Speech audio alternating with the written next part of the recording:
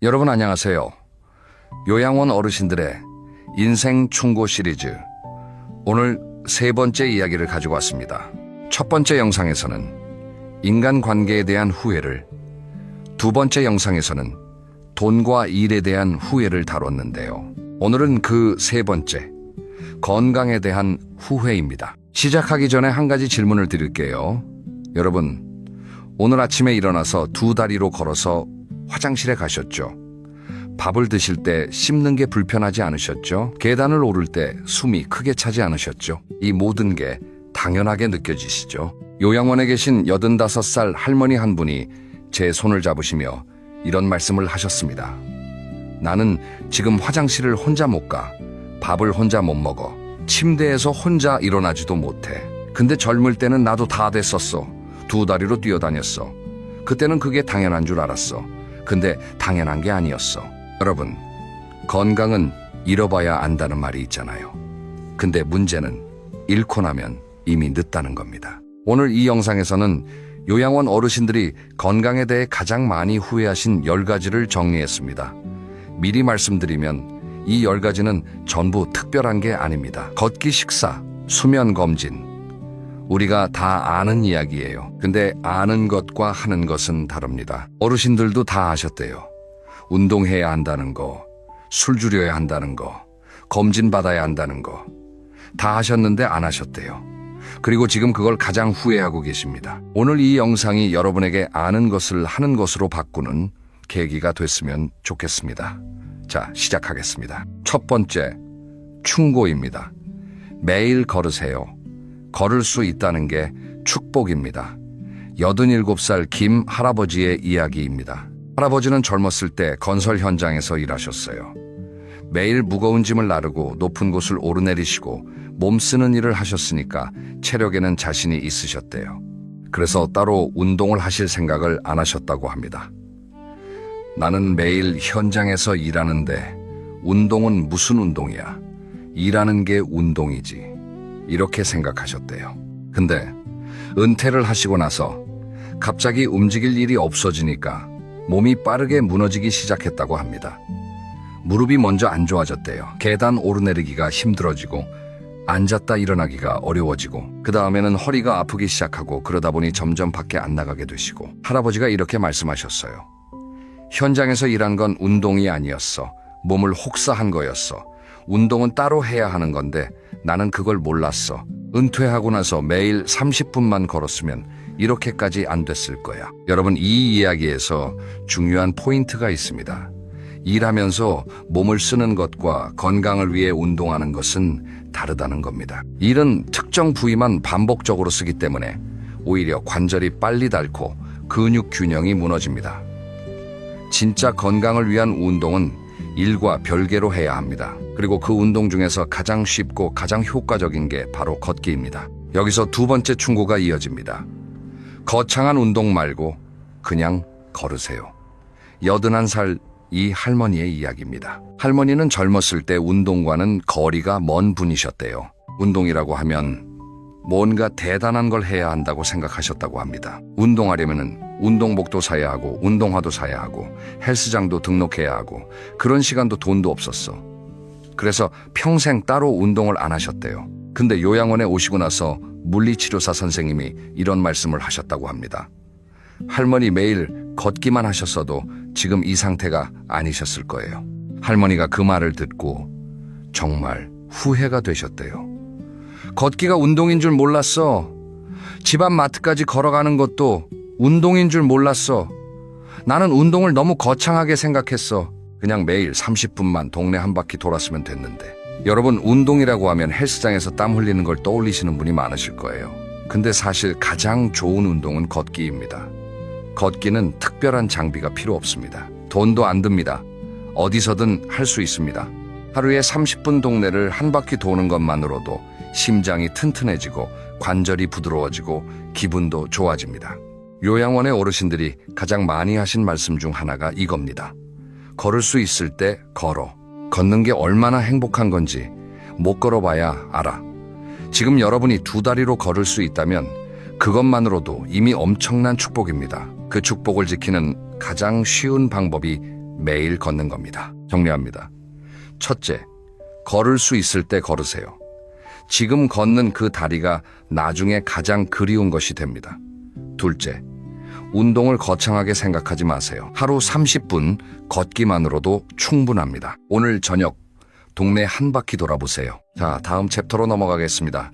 이번 이야기는 좀 무거울 수 있습니다. 술과 담배에 대한 이야기인데요. 어르신들이 가장 절실하게 후회하신 이야기 중 하나입니다. 세 번째 충고입니다. 술과 담배 줄이든 끊든 오늘이 가장 빠른 날입니다. 84살 박 할아버지의 이야기입니다. 박 할아버지는 20살 때부터 담배를 피우셨대요. 군대에서 처음 배우셔서 그 뒤로 60년 넘게 피우신 겁니다. 하루에 한 갑에서 한 갑 반씩 피우셨다고 합니다. 주변에서 끊으라는 말을 수도 없이 들으셨는데 할아버지는 항상 이렇게 말씀하셨대요. 담배 피우고 오래 사는 사람도 있어. 우리 아버지도 담배 피우면서 80까지 사셨어. 그러다가 72살에 폐에서 이상이 발견됐습니다. 만성 폐쇄성 폐질환이라는 진단을 받으셨대요. 쉽게 말하면 폐가 딱딱하게 굳어서 숨쉬기가 점점 힘들어지는 병입니다. 할아버지가 이렇게 말씀하셨어요. 의사가 그러더라고. 할아버지 20년 전에 끊으셨으면 이 병 안 걸리셨을 거예요. 그 말 듣고 내가 할 말이 없었어. 20년 전이면 52살이야. 그때 끊으라는 말을 들었어. 안 끊었어. 10년 전에도 들었어. 안 끊었어. 매번 다음에 끊지, 내일부터 끊지 했는데 그 다음과 내일이 20년이 된 거야. 여러분, 이 이야기에서 가장 뼈 아픈 부분이 뭔지 아세요? 할아버지가 담배의 해로움을 몰라서 안 끊으신 게 아닙니다. 아시면서도 안 끊으신 겁니다. 우리도 마찬가지 아닌가요? 담배가 몸에 나쁜 거 모르는 사람 없습니다. 술 많이 마시면 안 되는 거 모르는 사람 없어요. 근데 아는 것과 실천하는 것 사이에 벽이 있습니다. 그 벽의 이름이 다음해입니다. 다음에 끊지, 내일부터 줄이지, 새해부터 시작하지. 근데 그 다음, 그 내일, 그 새해는 잘 오지 않습니다. 여기서 네 번째 충고가 이어집니다. 내 습관이 내 가족을 아프게 합니다. 79살 최할머니의 이야기입니다. 할머니의 남편분은 술을 좋아하시는 분이었대요. 매일 저녁 소주 한 병에서 2병을 드셨다고 합니다. 처음에는 할머니도 남자니까 한 잔 할 수 있지 하고 넘기셨대요. 근데 세월이 지나면서 남편의 음주량이 점점 늘어났고 술 드시고 나면 말이 거칠어지시고 주무시면서 코를 심하게 고시고 아침에 일어나면 몸이 안 좋다고 하시고 할머니가 수없이 말씀하셨대요. 여보, 술 좀 줄여요. 근데 남편분의 대답은 항상 같았다고 합니다. 이게 내 유일한 낙인데 이것까지 빼앗으면 뭘로 사냐. 남편분은 결국 70살에 간경화 진단을 받으셨고 그 뒤로 3년을 투병하시다가 돌아가셨습니다. 할머니가 이렇게 말씀하셨어요. 우리 영감이 아플 때 내가 옆에서 다 간호했어. 병원 다니고 약 챙기고 밤에 잠도 못 자고. 나도 그때같이 늙었어. 영감이 술만 줄였으면 우리 둘 다 건강하게 늙었을 텐데 영감 술 때문에 나까지 아팠어. 여러분, 이 말씀이 정말 중요합니다. 나쁜 건강 습관은 나만 아프게 하는 게 아닙니다. 내 옆에 있는 사람도 아프게 합니다. 내가 술을 많이 마시면 간호하는 건 배우자입니다. 내가 담배를 피우면 옆에서 간접 흡연하는 건 가족입니다. 내가 건강을 안 챙기면 걱정하고 눈물 흘리는 건 자녀입니다. 건강을 챙기는 건 나를 위한 일이기도 하지만 가족을 위한 일이기도 합니다. 정리합니다. 셋째, 술과 담배 줄이든 끊든 오늘 시작하세요. 다음에 라고 미루는 그 시간 동안 몸은 계속 망가지고 있습니다. 넷째 나쁜 습관은 나만 아프게 하는 게 아니라 가족까지 아프게 합니다. 내 건강을 챙기는 것이 가족을 사랑하는 방법입니다. 자, 다음은 식습관에 대한 이야기입니다. 의외로 어르신들이 가장 많이 후회하신 것 중 하나가 바로 밥 이야기예요. 평생 어떻게 드셨는지, 그리고 그 결과가 어떻게 돌아왔는지 들어보시겠습니다. 다섯 번째 충고입니다. 밥을 대충 먹지 마세요. 지금 먹는 것이 10년 뒤에 내 몸입니다. 83 살륜 할머니의 이야기입니다. 할머니는 평생 가족밥을 해주시느라 정작 본인은 대충 드시는 분이셨대요. 아이들 반찬은 정성껏 만들면서 본인은 김치에 밥 한 숟갈, 아니면 국에 밥 말아서 후딱 드시는 게 습관이었다고 합니다. 애들 먹이고 나면 나는 뭐 대충 먹으면 되지. 엄마가 뭘 잘 먹어. 이렇게 생각하셨대요. 그러다 보니 칼슘이 부족해서 뼈가 약해지셨고 70대에 골다공증 진단을 받으셨습니다. 집에서 넘어지셨는데 고관절이 부러졌고 그 뒤로 거동이 어려워지셔서 요양원에 오시게 됐대요. 할머니가 이렇게 말씀하셨어요. 의사 선생님이 그러더라고. 할머니 젊었을 때 우유나 멸치라도 꾸준히 드셨으면 이렇게까지 안 됐을 거라고. 그 말 듣고 내가 얼마나 억울했는지 몰라. 평생 남 먹이느라 나는 안 먹었는데 그 대가가 이거야. 여러분 특히 어머니 세대분들은 공감하시는 분이 많으실 겁니다. 가족 챙기느라 정작 본인은 밥을 대충 드시는 분들, 남은 반찬으로 때우시는 분들, 시간 없다고 끼니를 거르시는 분들, 지금 그렇게 하시고 계신 분이 있다면 제발 멈춰주세요.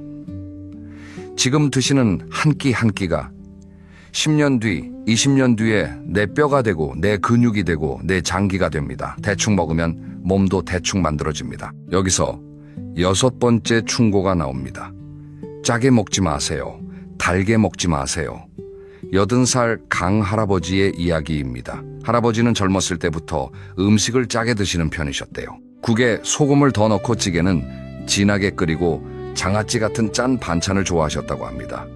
아내가 싱겁게 하면 맛이 없다고 하시면서 간장을 더 뿌리셨대요. 결과가 어떻게 됐냐면요. 50대에 고혈압이 왔고 60대에 당뇨가 왔고 70대에 신장이 나빠지기 시작하셨습니다. 할아버지가 이렇게 말씀하셨어요. 의사가 짜게 먹지 말라고 했을 때 들었으면 됐는데 나는 그때도 입맛 때문에 안 줄였어. 입이 즐거운 게 뭐가 나쁘냐고 생각했거든. 근데 입이 즐거운 세월이 30년이면 몸이 고생하는 세월도 30년이야. 여러분 짠맛과 단맛은 중독성이 있습니다. 한번 짜게 먹기 시작하면 점점 더 짠 걸 찾게 되고 단 걸 먹기 시작하면 점점 더 단 걸 찾게 됩니다. 근데 그 맛이 우리 몸에 쌓이면 혈관이 딱딱해지고 혈압이 올라가고 당이 높아지고 신장이 망가집니다. 지금 당장 입맛을 바꾸기 어려우시면 이것만이라도 해보세요. 국물을 반만 드세요. 반찬에 소금 대신 식초나 레몬을 넣어보세요. 달달한 음료 대신 물을 한 잔 더 마셔보세요. 작은 것부터 바꾸는 겁니다. 한꺼번에 확 바꾸려고 하면 실패합니다. 조금씩 천천히 입맛을 길들이는 거예요. 정리합니다. 5째, 밥을 대충 먹지 마세요. 가족 챙기는 것도 중요하지만 내 한 끼도 소중합니다.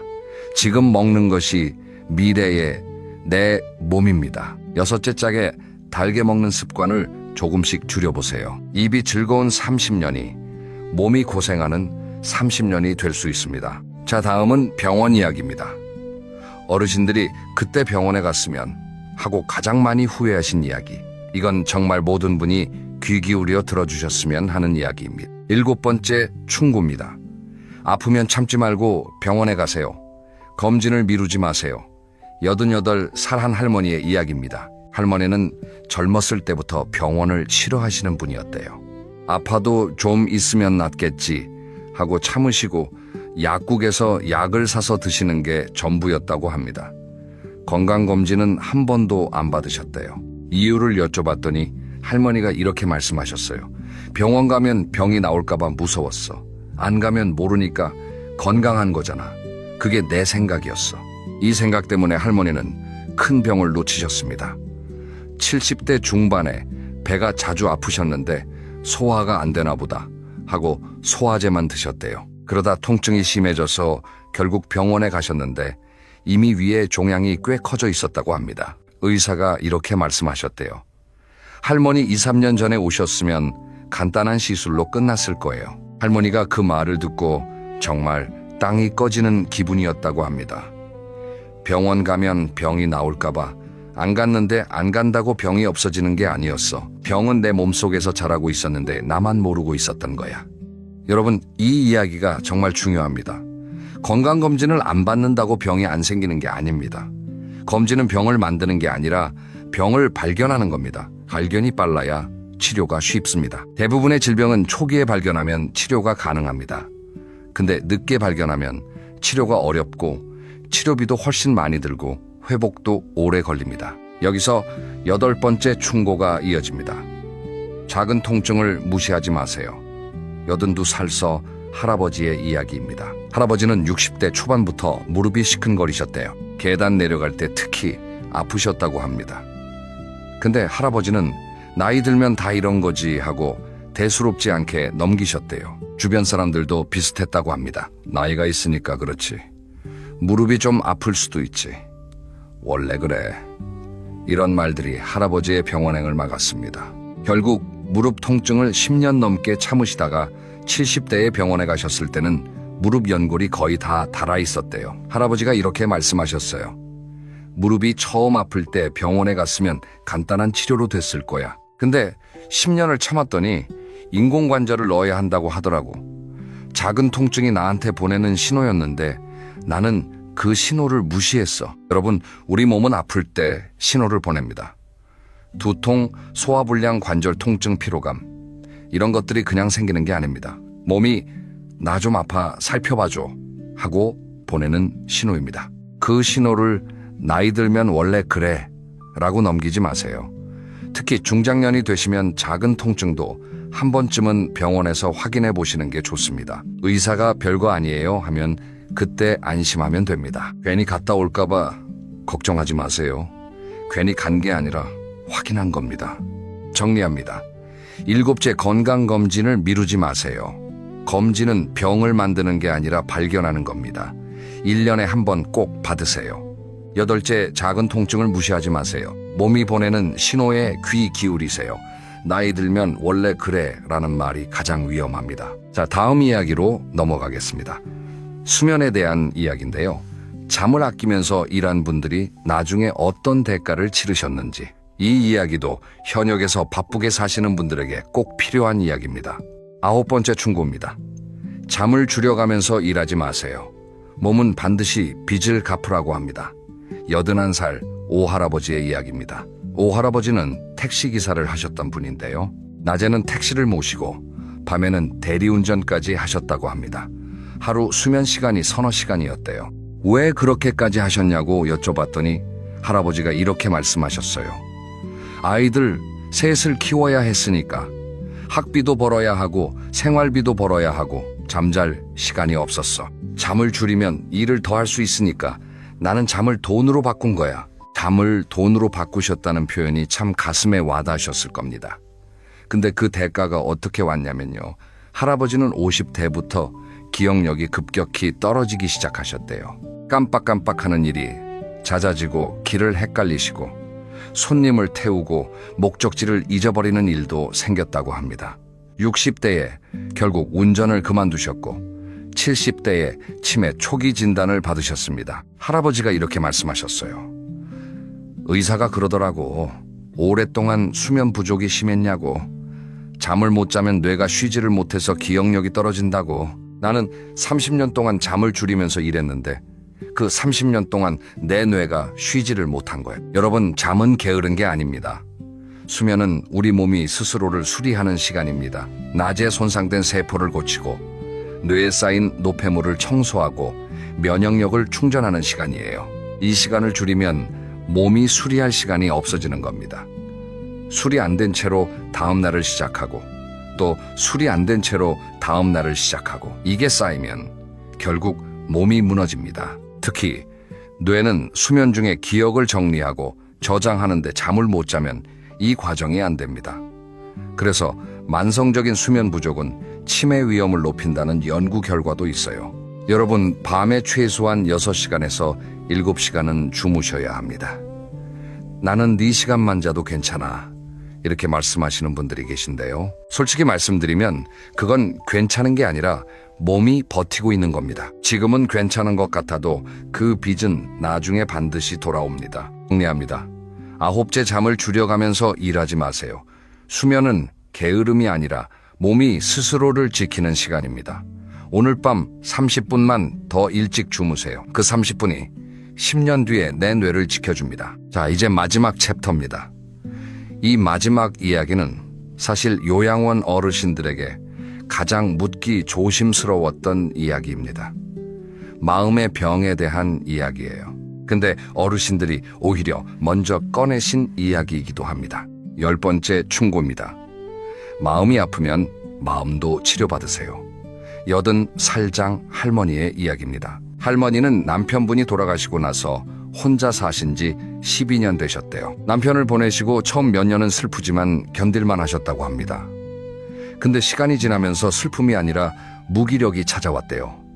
아침에 일어나기가 싫고 밥을 먹어도 맛을 모르겠고 좋아하던 텔레비전 드라마도 재미가 없고 누가 전화해도 받기가 귀찮고 할머니는 그 상태를 이렇게 표현하셨어요.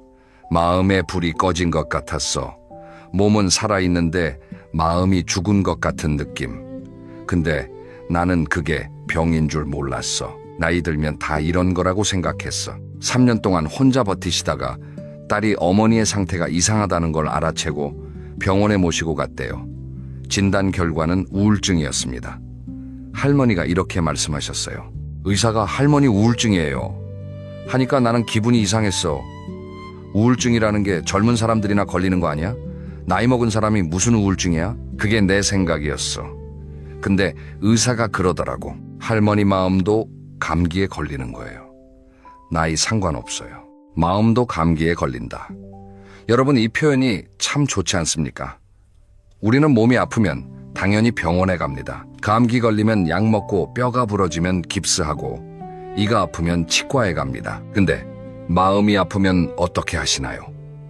참습니다. 혼자 끙끙댑니다. 남에게 말하면 약한 사람으로 보일까봐 숨깁니다. 특히 우리 부모 세대 그리고 중장년 세대에서는 정신 건강에 대한 이야기를 꺼내는 것 자체가 부끄러운 일로 여겨지는 경우가 많습니다. 마음이 약해서 그래. 생각을 너무 많이 해서 그래. 정신력으로 이겨야지. 이런 말들이 사실은 마음의 병을 더 키웁니다. 장할머니는 우울증 진단을 받으시고 약을 드시기 시작하면서 많이 좋아지셨대요. 할머니가 이렇게 말씀하셨어요. 약 먹으니까 아침에 눈 뜨는 게 덜 힘들어졌어. 밥맛도 조금 돌아오고 더 일찍 병원에 갔으면 3년을 안 그렇게 힘들게 보냈을 텐데 마음이 아픈 것도 병이야. 참으면 안 돼. 감기도 참으면 폐렴되잖아. 마음도 똑같아. 여러분 혹시 요즘 이유 없이 무기력하시거나 모든 게 귀찮거나 잠이 너무 많이 오거나 너무 안 오거나 이런 증상이 2주 이상 계속되고 있다면요. 한 번쯤 전문가와 이야기해 보시는 것을 권해드립니다. 동네 보건소에서도 정신건강 상담을 무료로 받으실 수 있고 정신건강복지센터에 전화하시면 상담 연결을 해줍니다. 마음이 아픈 건 약한 게 아닙니다. 도움을 요청하는 건 용기입니다. 정리합니다. 열째, 마음의 병도 병입니다. 우울하고 무기력한 상태가 오래 간다면 혼자 참지 마시고 전문가의 도움을 받으세요. 마음의 감기도 치료하면 좋아집니다. 자, 오늘도 긴 이야기를 끝까지 들어주셨습니다. 정말 감사합니다. 오늘 요양원 어르신들이 전해주신 건강에 대한 충고 10가지를 정리해 볼게요. 첫째, 걸을 수 있을 때 걸으세요. 걷는 것 자체가 축복입니다. 둘째, 운동을 거창하게 생각하지 마세요. 하루 30분 걷기면 충분합니다. 셋째, 술과 담배 줄이든 끊든 오늘 시작하세요. 넷째, 나쁜 습관은 나만이 아니라 가족까지 아프게 합니다. 다섯째, 밥을 대충 먹지 마세요. 지금 먹는 것이 미래의 내 몸입니다. 여섯째, 짜고 단 음식을 조금씩 줄여보세요. 일곱째, 건강검진을 미루지 마세요. 1년에 한 번 꼭 받으세요. 여덟째, 작은 통증을 무시하지 마세요. 몸이 보내는 신호에 귀 기울이세요. 아홉째, 잠을 줄여가면서 일하지 마세요. 수면은 몸을 지키는 시간입니다. 열째, 마음의 병도 병입니다. 혼자 참지 마세요. 여러분, 3편의 영상에 걸쳐서 요양원 어르신들의 이야기를 전해드렸습니다. 인간관계, 돈과 일, 그리고 건강. 이 3가지 주제를 관통하는 하나의 진실이 있습니다. 후회는 항상 할 수 있었는데 안 한 것에서 옵니다. 미안하다고 말할 수 있었는데 안 한 것, 돈을 쓸 수 있었는데 안 쓴 것, 운동할 수 있었는데 안 한 것, 병원에 갈 수 있었는데 안 간 것, 전부 다 할 수 있었는데 안 한 것입니다. 지금 여러분은 아직 할 수 있는 시간 안에 계십니다. 오늘 저녁 딱 3가지만 실천해 보시겠어요? 하나 동네 한 바퀴 걸어보세요. 30분이면 됩니다. 둘, 오늘 밥 한 끼를 정성껏 차려서 드세요. 본인을 위해서요. 셋, 올해 아직 건강검진을 안 받으셨다면 오늘 예약 잡아보세요. 이 세 가지가 10가지 충고를 실천하는 첫 걸음입니다. 요양원의 어르신들이 오늘도 부탁하셨습니다. 건강할 때 건강의 소중함을 알라고 전해줘. 잃고 나면 뭘 줘도 못 되돌린다고 전해줘. 여러분, 건강은 모든 행복의 바닥입니다. 아무리 좋은 사람이 옆에 있어도, 아무리 돈이 많아도 건강이 없으면 그걸 누릴 수가 없습니다. 부디 오늘부터 내 몸을 조금 더 아껴주세요. 다음 영상에서는 시리즈의 4번째 이야기를 준비하고 있습니다. 마음가짐과 행복의 비결을 멈추고 감사를 시작했을 때 어르신들의 인생이 어떻게 달라졌는지 그 이야기를 다음에 전해드리겠습니다. 그러면 오늘도 여러분의 몸과 마음이 모두 건강하시기를 바랍니다. 감사합니다. 여러분 안녕하세요. 오늘은 정말 부끄러운 이야기를 하나 해보려고 합니다. 제 이야기인데요. 듣고 나시면 아마 한심하다고 생각하실 수도 있어요. 하지만 솔직하게 말씀드리겠습니다. 왜냐하면 저 같은 남자가 꽤 많을 거라고 생각하거든요. 저는 38년 결혼 생활 동안 라면 한 봉지도 끓여본 적이 없는 남자였습니다. 밥솥이 어떻게 생겼는지도 몰랐어요. 세탁기 버튼이 뭐가 뭔지도 몰랐고요. 청소기를 잡아본 기억도 거의 없습니다. 장을 본 적? 없습니다. 설거지? 당연히 안 했죠. 38년 동안 단 한 번도요. 왜냐고요? 아내가 다 해줬으니까요. 아침에 눈 뜨면 밥상이 차려져 있었고, 옷장을 열면 깨끗한 옷이 걸려 있었고, 집은 항상 깨끗했고, 냉장고에는 항상 뭔가 들어 있었습니다. 저는 그게 다 저절로 되는 줄 알았어요. 아니, 저절로 되는 건 아니라는 걸 머리로는 알았지만 가슴으로는 느끼지 못했습니다. 아내가 하는 거니까 하고 당연하게 생각했어요. 그런데요, 여러분. 그 아내가 어느 날 갑자기 쓰러졌습니다. 거실 바닥에 그대로 쓰러졌어요. 저는 눈앞이 캄캄해졌습니다. 구급차를 불렀고 병원으로 갔고 검사를 받았고 의사 선생님이 말씀하셨어요. 과로와 만성빈혈입니다. 최소 2주는 입원해서 치료받으셔야 합니다. 2주, 14일. 저는 그 14일을 혼자 살아야 했습니다. 태어나서 처음으로 아무도 밥 차려주는 사람 없이, 아무도 빨래해주는 사람 없이, 아무도 집 치워주는 사람 없이 살아야 했어요. 그날 밤 병원에서 집으로 돌아왔습니다. 현관문을 열었는데 집이 캄캄했어요.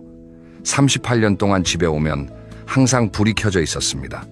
현관불, 거실불, 부엌불, 아내가 미리 켜놓으니까요. 그런데 그날은 불이 꺼져 있었어요. 손을 더듬어서 스위치를 켰습니다. 불이 들어왔는데 집이 텅 비어 보이더라고요. 가구도 다 있고 물건도 다 있는데 아내가 없으니까 집이 텅 비어 보였습니다. 그리고 배가 고팠어요. 병원에서 아무것도 못 먹었거든요. 아내 걱정에 밥 먹을 생각을 못한 거예요. 부엌으로 갔습니다. 부엌 불을 켜고 주위를 둘러봤어요. 냉장고, 가스레인지, 밥솥, 전자레인지, 그릇장 다 있는데 뭘 어떻게 해야 할지 하나도 모르겠는 거예요. 냉장고를 열었습니다. 안에 뭐가 들어있긴 한데 이걸로 뭘 만들어야 하는지 모르겠어요. 반찬통이 여러 개 있었습니다. 뚜껑을 열어봤어요. 김치, 장조림, 콩자반. 아내가 만들어 놓은 반찬들이었습니다. 그런데 밥이 없으니까 반찬만으로는 안 되잖아요. 밥을 지어야겠다고 생각했습니다. 밥솥을 봤어요. 버튼이 여러 개 있었습니다. 취사 예약 보온 재가열 잡곡 백미. 뭘 눌러야 하지? 취사를 누르면 되나? 그런데 쌀은 어디 있지? 뒤적뒤적 찾아보니 싱크대 아래 쌀통이 있었어요. 쌀을 퍼서 밥솥에 넣었습니다. 근데 물을 얼마나 넣어야 하지? 모르겠어서 대충 넣고 취사 버튼을 눌렀어요. 40분쯤 후에 밥솥에서 소리가 났습니다. 뚜껑을 열어봤어요.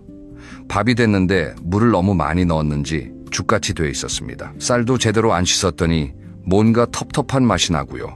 그래도 먹었습니다. 죽 같은 밥에 아내가 만들어 놓은 김치를 올려서 먹었어요. 그 밥을 먹으면서 생각했습니다. 아내는 38년 동안 매일 이걸 했구나.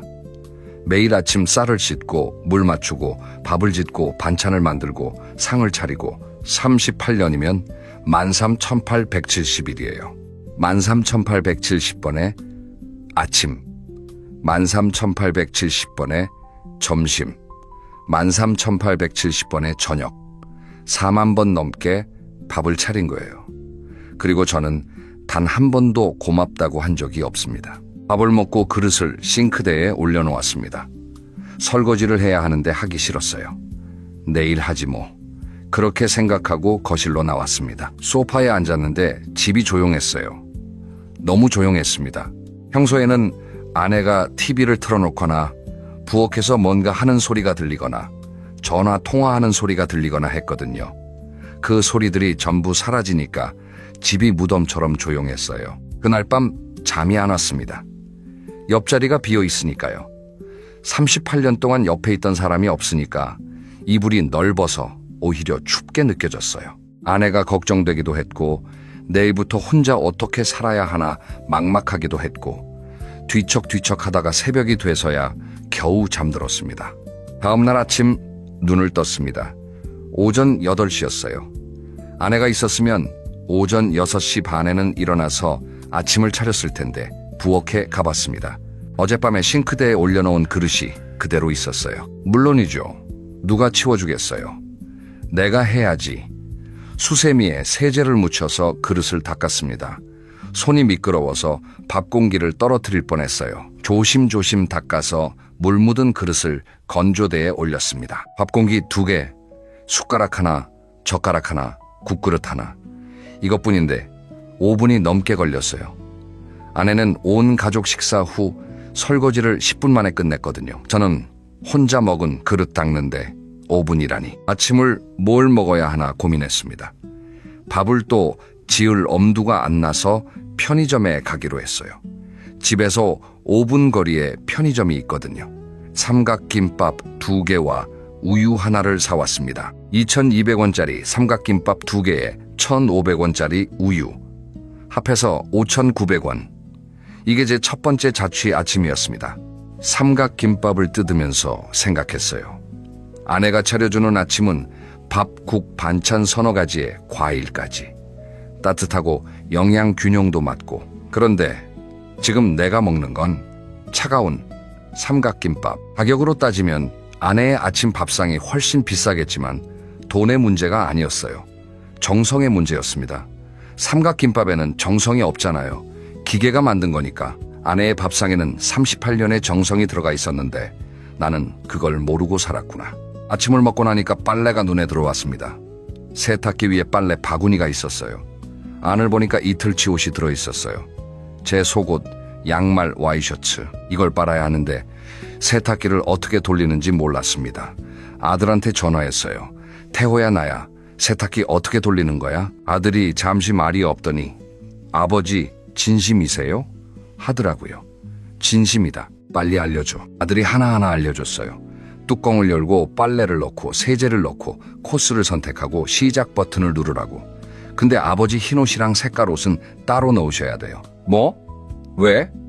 색이 물들거든요. 아들이 말한 대로 했습니다. 그런데 어떤 게 흰옷이고 어떤 게 색깔 옷인지 구분하는 게 쉽지 않았어요. 회색 양말은 흰 건가 색깔인가? 줄무늬 와이셔츠는 에이 귀찮다. 그냥 다 같이 넣자. 이렇게 해서 전부 한꺼번에 넣었습니다. 40분 후에 세탁기가 멈추길래 뚜껑을 열었어요. 흰 속옷이 분홍색으로 변해 있었습니다. 빨간 양말 하나가 범인이었어요. 빨간 물이 빠져서 흰 속옷 3장, 흰 양말 2켤레가 전부 분홍빛이 됐습니다. 아들이 분리하라고 했는데 한숨이 나왔어요. 빨래를 건조대에 널어야 하는데 건조대가 어디 있는지도 몰랐습니다. 베란다에 나가보니까 접이식 건조대가 있었어요. 펼치는 방법을 한참 만에 알아냈습니다. 빨래를 하나씩 널었는데 아내가 널 때는 반듯하게 정리돼 있었거든요. 저는 아무렇게나 걸어놓으니까 금방 한쪽으로 쏠려서 건조대가 기울어졌어요. 간신히 균형을 맞추고 돌아섰는데 빨래 하나 하는데 거의 30분이 걸렸습니다. 청소는 더 난관이었어요. 청소기를 꺼냈는데 전원을 켜도 흡입이 안 되는 거예요. 뭐가 문제지? 한참을 만지작거리다 보니까 먼지통이 꽉 차 있었습니다. 먼지통을 빼려고 이리저리 돌려보는데 안 빠져요. 결국 인터넷에 청소기, 먼지통 빼는 법을 검색했습니다. 67살의 청소기 사용법을 인터넷으로 검색하고 있는 나 자신이 한심했어요. 먼지통을 빼서 쓰레기통에 털었는데 먼지가 확 날려서 제 얼굴에 다 묻었습니다. 아내가 봤으면 배꼽 잡고 웃었을 거예요. 아니, 아내가 있으면 이런 일이 일어날 리가 없죠. 아내는 먼지통이 반만 차도 바로바로 비우니까요. 제가 38년 동안 한 번도 신경 쓰지 않았던 일을 아내는 매번 해왔던 겁니다. 집안을 돌아다니면서 보이기 시작했어요. 예전에는 안 보이던 것들이요. 화장실 거울이 얼마나 깨끗한지, 싱크대 위가 얼마나 정돈되어 있는지, 신발장 안 신발이 얼마나 가지런한지, 이 모든 게 저절로 된 게 아니었습니다. 아내가 매일매일 손으로 닦고 정리하고 정돈한 거였어요. 회사에서 저는 현장 소장이었습니다. 건설 현장에서 수백 명의 인부를 지휘하고 수십억 원짜리 프로젝트를 관리했어요. 사람들이 소장님 대단하시다고 했습니다. 그런데 그 대단한 현장 소장이 세탁기 하나 못 돌리고 청소기 먼지통 하나 못 빼고 밥 한 끼 제대로 못 짓는 거예요. 웃기지 않습니까? 가만히 생각해보면 제가 현장 소장 일을 할 수 있었던 것도 아내 덕분이었습니다. 아내가 집안일을 전부 맡아줬으니까 저는 회사 일에만 집중할 수 있었던 거예요. 새벽같이 나가도 밥이 차려져 있었고 밤늦게 들어와도 따뜻한 물이 준비되어 있었고 아이들 공부도 아내가 봐줬고 부모님 봉양도 아내가 했어요. 저는 돈만 벌어왔습니다. 그것만 하면 다 한 줄 알았어요. 입원 3일째 되던 날이었습니다. 병원에 갔어요. 아내가 침대에 누워 있었습니다. 수액을 맞고 있었어요. 얼굴이 많이 나아 보였습니다. 전날보다 혈색이 좋아졌더라고요. 아내가 물었어요. 집에서 밥은 먹고 다녀요? 저는 대답했습니다. 당연하지, 걱정 마. 잘 해먹고 있어. 거짓말이었어요. 편의점 삼각김밥이랑 컵라면으로 때우고 있었으면서. 하지만 아내한테 나 밥도 못 해먹으라고 하면 걱정할 거 아니에요. 아파서 누워있는 사람한테 걱정을 더 시킬 수는 없잖아요. 아내가 이어서 말했어요. 빨래는요? 세탁기 쓸 줄 알아요? 알지. 뭐 어려운 거라고. 또 거짓말. 분홍색으로 물든 속옷은 옷장 깊숙이 숨겨놨습니다. 청소는요? 하고 있어. 집 깨끗해. 먼지가 쌓이기 시작한 건 비밀이에요. 아내가 저를 보더니 살짝 웃었어요. 당신이 거짓말하는 건 38년 같이 살아서 다 알아요. 근데 괜찮아요. 고마워요. 걱정 끼치지 않으려고 하는 마음이. 저는 들킨 게 부끄러워서 머리를 극적였어요. 아이, 뭘. 그게 제가 할 수 있는 최선의 대답이었습니다. 병실에서 아내 옆에 앉아 있으니까 옆 침대 보호자분이 말을 걸어오셨어요. 저보다 서너 살 위로 보이는 남성분이었는데 이분도 아내가 입원해 계신 거였어요. 실례지만 혼자 집안일 하고 계세요? 제가 고개를 끄덕이니까 웃으시면서 말씀하셨어요. 저도 마찬가지예요. 우리 집사람이 열흘 전에 입원했는데 처음 사흘은 정말 지옥이었어요. 밥은 못해 먹지, 빨래는 엉망이지, 집은 쓰레기장이 되지. 그런데 말이죠. 이분이 이어서 하신 말이 가슴에 와닿았어요. 나는 30년 넘게 이 사람한테 월급 갖다 바치면 다 한 줄 알았어요. 돈 벌어오는 게 내 역할이고 집안일은 아내 역할이라고 생각했지. 근데 직접 해보니까 알겠더라고요. 돈 벌어오는 것보다 집안일이 10배는 힘들어요. 10배. 그 말이 과장이 아니었어요. 돈 버는 건 출근하면 됩니다. 정해진 시간에 가서 정해진 일을 하고 퇴근하면 끝이에요.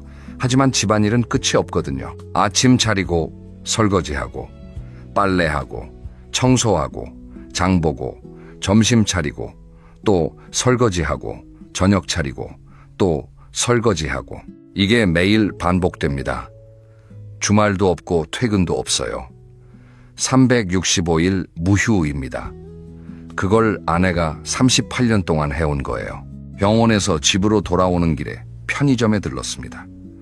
또 삼각김밥을 사려고요. 근데 편의점 앞에서 발걸음이 멈췄어요. 이러면 안 되겠다. 아내가 퇴원할 때까지 매일 삼각김밥이랑 컵라면을 먹을 수는 없잖아. 나도 제대로 된 밥을 먹어야지. 집에 와서 핸드폰을 꺼냈습니다. 유튜브에서 자취요리, 초보요리, 간단한 집밥을 검색했어요. 영상이 수백 개가 나오더라고요. 그중에서 초보자도 할 수 있는 된장찌개 만들기라는 영상을 틀었습니다. 영상에서 젊은 여자분이 설명하더라고요. 먼저 두부를 깍둑썰기 해주세요. 깍둑썰기? 그게 뭐야? 다시 검색. 깍둑썰기란. 아, 네모나게 자르는 거구나. 두부를 꺼내서 칼로 네모나게 잘랐습니다. 근데 두부가 말을 안 듣더라고요. 칼을 대면 으깨지고 힘을 빼면 안 잘리고 겨우겨우 잘랐는데 크기가 제각각이었어요. 어떤 건 엄지손톱만 하고 어떤 건 주먹만 했습니다. 감자를 깎아야 했습니다. 감자칼이 어디 있는지 모르겠어서 부엌 서랍을 전부 뒤졌어요. 세 번째 서랍에서 찾았습니다. 감자칼로 감자를 깎는데 감자보다 제 손가락이 더 위험했어요. 조심조심 깎았는데도 군데군데 껍질이 남아 있었습니다. 영상에서는 스슥스슥 1분 만에 끝내는데 저는 감자 2개 깎는데 10분이 걸렸어요. 냄비에 물을 붓고 된장을 풀고 감자랑 두부를 넣었습니다. 영상에서는 된장 1숟가락 반이라고 했는데 숟가락 크기가 다르잖아요. 어떤 숟가락을 말하는 건지 모르겠어서 대충 넣었습니다. 불을 켜고 끓이기 시작했어요. 15분쯤 후에 뚜껑을 열었습니다. 끓고는 있었어요. 근데 색깔이 좀 이상했습니다. 된장을 너무 많이 넣었나 봐요. 진하디 진한 갈색이었습니다. 맛을 봤더니 짰어요. 엄청 짰습니다. 물을 더 부어서 간을 맞추려고 했는데 이번에는 너무 싱거워졌어요. 된장을 또 넣고 물을 또 넣고 이러다 보니 냄비가 넘칠 것 같았습니다. 결국 완성된 된장찌개는 맛이 좀 이상했지만 먹을 수는 있었어요. 죽 같은 밥과 짜다가 싱거운 된장찌개. 그래도 편의점 삼각김밥보다는 나았습니다. 뜨거운 국물이 있으니까요. 국물을 한 숟가락 떠서 입에 넣었는데 아내가 끓이는 된장찌개 맛이 떠올랐어요. 깔끔하고 구수하고 간이 딱 맞는 그 맛. 그 맛이 그리웠습니다. 그날부터 매일 유튜브를 보면서 요리를 연습했어요. 된장찌개 다음에는 계란 프라이에 도전했습니다. 계란 프라이가 뭐가 어렵냐고요? 어렵습니다. 프라이팬에 기름을 두르고 계란을 깨뜨려 넣었는데 노른자가 터져버렸어요. 그래도 먹을 수는 있었으니까 괜찮아. 두 번째 시도 또 터짐. 세 번째 겨우 노른자가 살아남았습니다. 이걸로 감동받는 67살 남자라니. 볶음밥도 도전했어요. 남은 밥에 김치 넣고 볶으면 되는 거잖아요. 영상에서 본 대로 프라이팬에 참기름 두르고 김치 넣고 볶다가 밥 넣고 또 볶았습니다. 중불에서 볶으라고 했는데 불 조절을 못해서 강불로 하다가 밑이 타버렸어요. 탄 냄새가 집안에 퍼졌습니다. 환기시키느라 창문을 다 열었더니 집이 추워졌고요. 그래도 포기하지 않았습니다. 왜냐면 아내가 퇴원하면 밥 한 끼는 제가 해드리고 싶었거든요. 38년 동안 받기만 했으니 한 번이라도 제 손으로 만든 밥을 드리고 싶었어요. 그 마음이 저를 부엌에 서 있게 했습니다. 이번 닷새째 되던 날이었어요. 장을 보러 마트에 갔습니다. 여러분, 장 보는 게 이렇게 어려운 줄 아셨어요? 저는 몰랐습니다. 마트에 들어가니까 물건이 너무 많아서 어디서부터 봐야 할지 모르겠더라고요. 채소 코너에 가니까 배추무, 시금치, 콩나물, 양파, 감자, 당근, 대파, 이게 다 뭐에 쓰는 건지, 뭘 사야 하는지 아내한테 전화했어요. 여보, 나 마트인데 뭐 사가면 돼? 아내가 웃으면서 말하더라고요. 대파 한 단, 양파 3개, 감자 4개, 두부 한 모, 계란 한 판, 우유 하나, 그리고 식용유 확인해봐요. 없으면 사고. 저는 핸드폰에 받아 적었어요. 메모장에 하나하나 적으면서 마트를 돌아다녔습니다. 대파를 찾았는데 대파가 2종류가 있었어요. 하나는 가늘고 하나는 굵었습니다. 뭘 사야 하지? 아내한테 또 전화. 대파가 2종류인데 뭘 사? 굵은 거 사요. 양파를 골랐는데 좋은 양파가 어떤 건지 모르겠어요. 또 전화. 양파 고를 때 뭘 봐야 해? 딱딱하고 무거운 거, 물렁한 거 사지 마요. 결국 대파 한 단 사는데 전화를 2번, 양파 사는데 1번, 계란 사는데 1번. 장보는 30분 동안 아내한테 전화를 5번 했습니다. 나중에 아내가 웃으면서 그러더라고요. 당신이 장 보면서 전화한 횟수가 회사 다닐 때 1년 동안 나한테 전화한 횟수보다 많아요. 찔렸습니다. 맞는 말이었으니까요. 회사 다닐 때는 아내한테 전화할 일이 없었어요. 저녁에 늦어. 오늘 회식이야. 이 정도가 전부였거든요. 그런데 장보는 30분 동안에는 5번이나 전화했습니다. 아내가 없으면 나는 양파 하나도 못 고르는 사람이었던 거예요. 마트에서 돌아와서 냉장고에 물건을 넣는데 이것도 고민이 되더라고요. 뭘 어디에 넣어야 하지? 채소는 채소칸, 계란은 계란칸, 우유는 문 쪽. 아내가 정리해 놓은 걸 보면서 따라 넣었습니다. 냉장고에도 질서가 있었구나. 아무렇게나 넣는 게 아니었구나. 이것도 처음 안 사실이에요. 이번 일주일째 집이 점점 엉망이 되어가고 있었습니다. 처음 며칠은 청소를 안 해도 괜찮았는데 일주일이 지나니까 먼지가 눈에 보이기 시작했어요. 싱크대에 물때가 끼고 화장실 거울에 물자국이 생기고 거실 바닥에 머리카락이 돌아다니고 아내가 있을 때는 이런 것들이 안 보였거든요. 항상 깨끗했으니까. 아내가 매일 치우고 있었다는 걸 이제야 알았습니다. 화장실 청소에 도전했어요. 세제를 뿌리고 솔로 문질렀습니다. 그런데 아내가 할 때처럼 안 되더라고요. 아내가 치운 화장실은 반짝반짝 빛났는데 제가 치운 화장실은 그냥 물만 묻은 것 같았어요. 뭐가 다른 거지? 나중에 알았는데 코너 부분이랑 타일 사이를 칫솔로 닦아야 한대요. 그런 디테일을 아내는 알고 있었던 거예요. 38년 경력이니까요. 이번 열째 날이었습니다. 그날은 아침부터 의욕이 생겼어요. 아내가 4일 후에 퇴원하거든요. 퇴원하면 깨끗한 집에서 맞이하고 싶었어요. 그리고 제 손으로 만든 밥을 차려드리고 싶었습니다. 아침부터 청소를 시작했어요. 거실 한방, 부엌, 화장실. 순서대로 돌면서 청소기를 밀고 걸레질을 하고 먼지를 닦았습니다. 4시간이 걸렸어요. 아내는 이걸 2시간 만에 끝내는데 저는 4시간. 그래도 끝나고 나니까 뿌듯했습니다. 바닥이 반짝반짝, 화장실도 그럭저럭 깨끗해졌고 완벽하진 않지만 열흘 전에 저에 비하면 장족의 발전이었어요. 오후에는 요리 연습을 했습니다. 아내가 좋아하는 음식이 뭘까 생각해봤어요. 38년을 같이 살았는데 아내가 뭘 좋아하는지 바로 떠오르지 않더라고요. 충격이었어요. 나는 아내가 차려주는 밥은 매일 먹었지만 아내가 뭘 좋아하는지는 관심을 안 가졌던 거예요. 한참을 생각하다가 떠올랐습니다.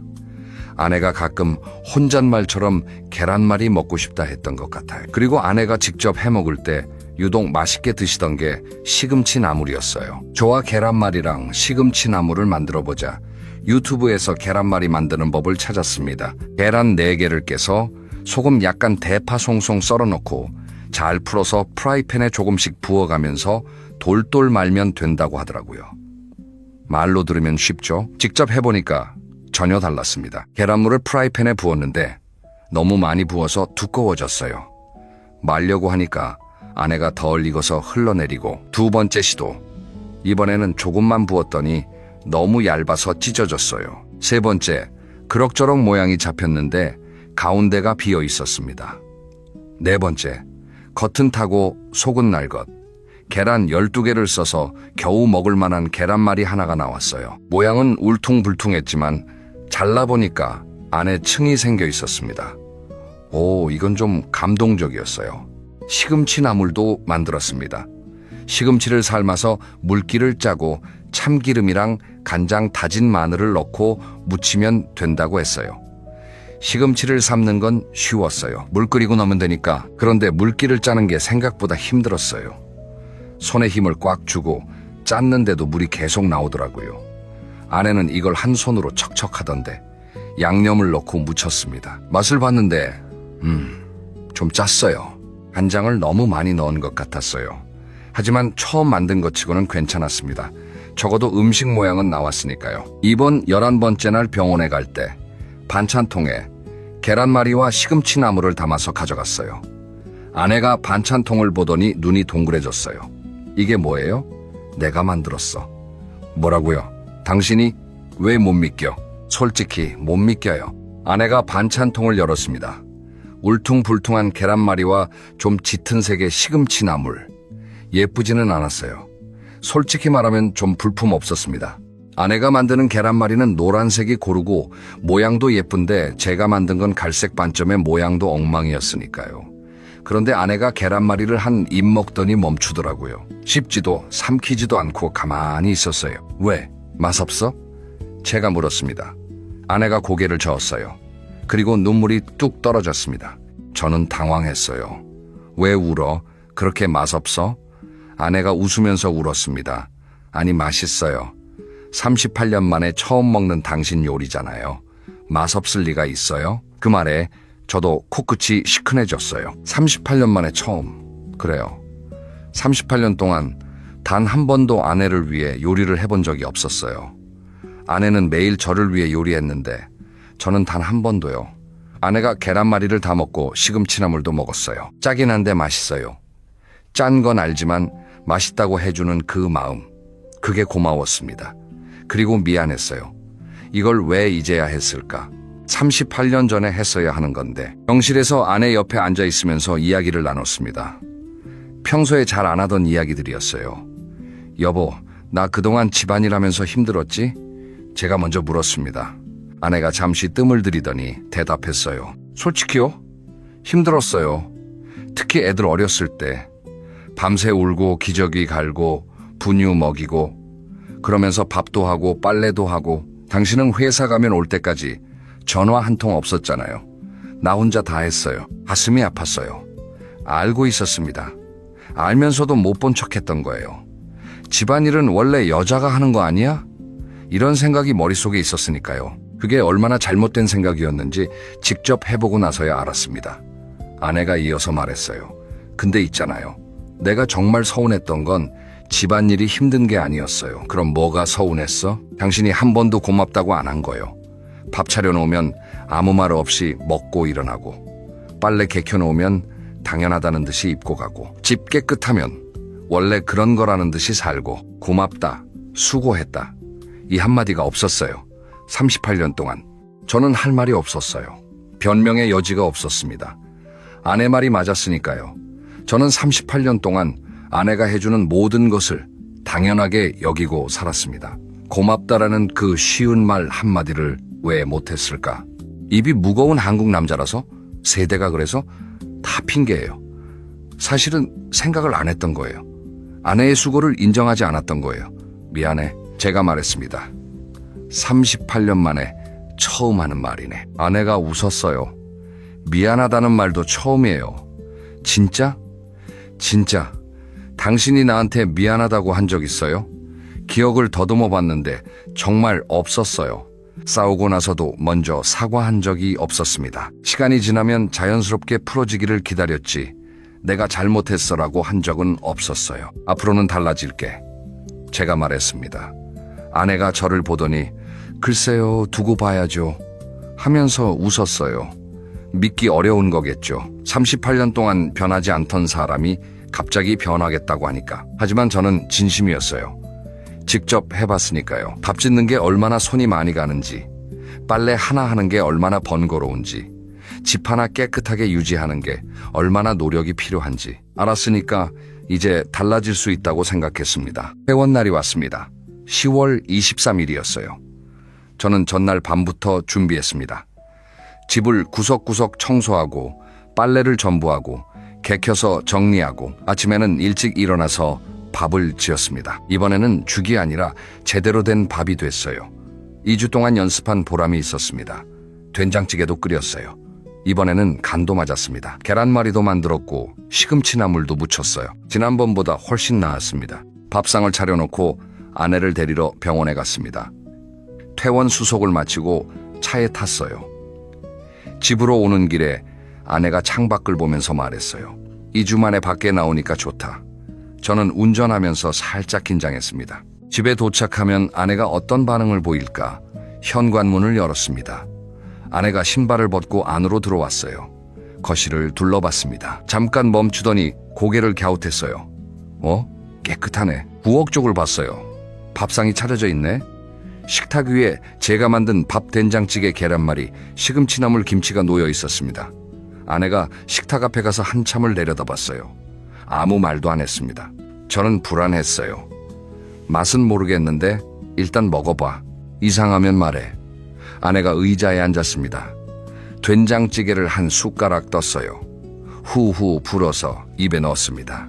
그리고 고개를 끄덕였어요. 맛있다. 진짜? 응, 맛있어.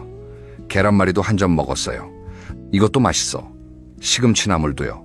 좀 짜긴 한데 맛있어. 저는 맞은편에 앉아서 같이 먹었습니다. 아내와 마주보고 밥을 먹었어요. 제가 차린 밥상으로요. 38년 만에 처음. 이 느낌을 뭐라고 표현해야 할까요? 뿌듯하고 감사하고 미안하고 행복한 이 감정들이 한꺼번에 몰려왔습니다. 밥을 먹고 나서 제가 설거지를 했습니다. 아내가 내가 할게 했지만 저는 말렸어요.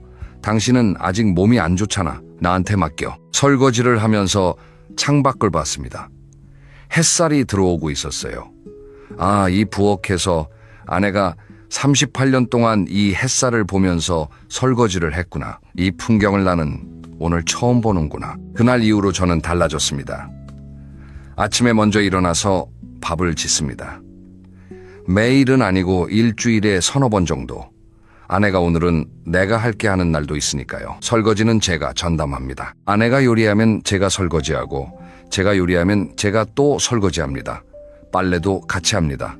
세탁기 돌리는 건 제가 하고 개키는 건 아내가 하고 흰옷이랑 색깔옷은 이제 확실히 분리합니다. 장보기도 같이 갑니다. 예전에는 아내 혼자 장을 봤는데 지금은 같이 가요. 무거운 건 제가 들고 뭘 살지는 아내가 정합니다. 마트에서 나란히 카트를 밀면서 걸으면 기분이 좋아요. 사람들이 보면 다정한 부부로 보이겠죠? 38년 걸렸습니다. 이렇게 되기까지. 부부 사이에 대화도 많아졌어요. 예전에는 밥 먹자 잘게 이 정도가 전부였는데 지금은 이런저런 이야기를 나눕니다. 오늘 뭐 할까? 산책 갈까? 텃밭에 상추 심어볼까? 주말에 아들 내가 볼까? 대화가 생기니까 집 안 분위기가 달라졌어요. 예전에는 조용했는데 지금은 웃음이 생겼습니다. 가장 크게 달라진 건 고맙다라는 말을 하게 된 거예요. 아내가 밥 차려주면 고마워.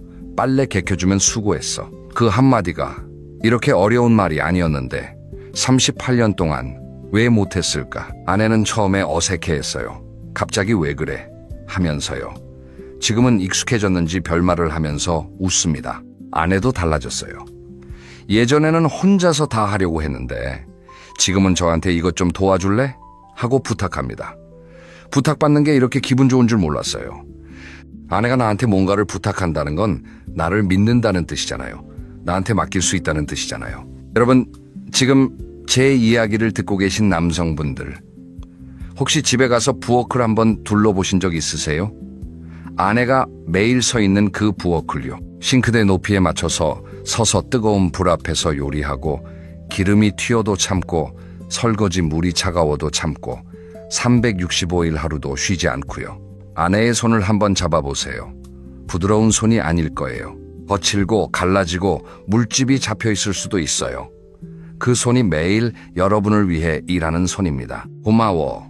이 한마디가 그렇게 어렵습니까? 오늘 저녁에 밥 먹고 한번 해보세요. 여보, 밥 고마워. 이 한마디면 됩니다. 아내가 깜짝 놀랄 거예요. 의심할 수도 있어요. 갑자기 왜 그래? 무슨 일 있어? 그래도 해보세요. 한 번 하면 두 번이 되고 두 번이 되면 습관이 됩니다.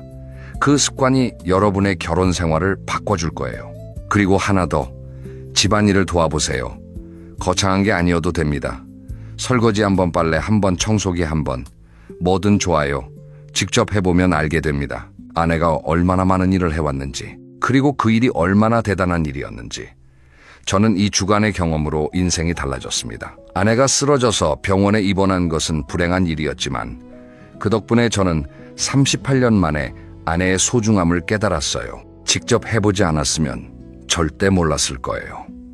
밥 한 끼의 무게 빨래, 한 번의 수고 깨끗한 집의 가치, 이 모든 게 아내의 사랑이었습니다. 정리해드리겠습니다. 첫째, 아내가 하는 집안일은 당연한 것이 아닙니다. 매일 반복되는 고된 노동이에요.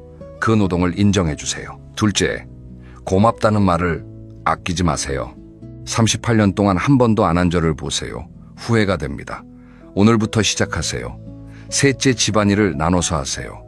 다 떠맡으라는 게 아니에요. 조금만 도와줘도 아내는 감동합니다. 설거지 한 번이면 충분합니다. 넷째, 아내와 대화하세요. TV 끄고 핸드폰 내려놓고 마주보고 이야기하세요. 오늘 어땠어? 이 한마디로 충분합니다. 다섯째, 아내가 아프기 전에 깨달으세요. 저처럼 아내가 쓰러지고 나서야 깨닫지 마세요.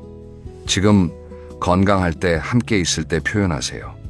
사랑한다고, 고맙다고, 옆에 있어줘서 감사하다고. 다음 영상에서는 퇴직 후 부부가 24시간 함께 지내면서 생기는 갈등과 그 해결법에 대해 이야기해 보겠습니다. 같은 공간에서 하루 종일 마주보고 있으면 좋을 것 같지만 현실은 다릅니다. 그 이야기를 다음에 자세히 들려드리겠습니다. 오늘 영상이 마음에 와닿으셨다면 좋아요 한번 눌러주세요. 주변에 비슷한 상황의 분이 계시다면 이 영상을 공유해주세요. 아직 구독하지 않으신 분은 구독도 부탁드립니다. 오늘도 수고 많으셨습니다. 집에 가시면 아내한테 한마디 해주세요. 오늘도 고마웠어. 그 한마디가 38년을 바꿀 수 있습니다. 감사합니다.